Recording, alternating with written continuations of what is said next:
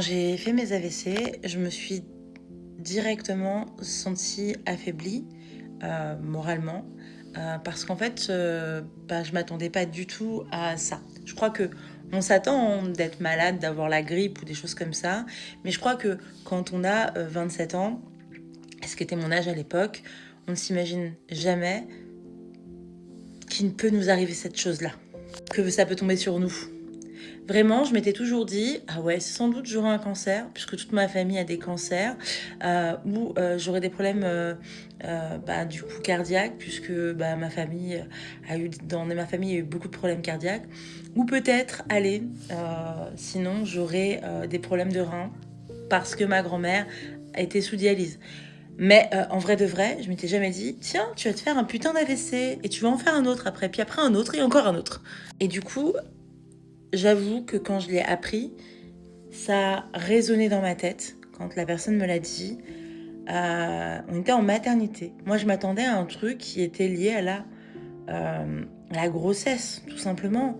Et quand elle a parlé d'AVC, quand elle a expliqué accident vasculaire cérébral, assez grave, nanani. Et moi, j'étais là. Et en fait, vraiment, dans les films, le fameux bip qu'on entend, il est vraiment réel. C'est-à-dire qu'à un moment donné, il y a un bip très léger et sa voix qui commence à être à voler, à être autour de nous, mais très lointaine en même temps et en écho. Et un flou sur le reste.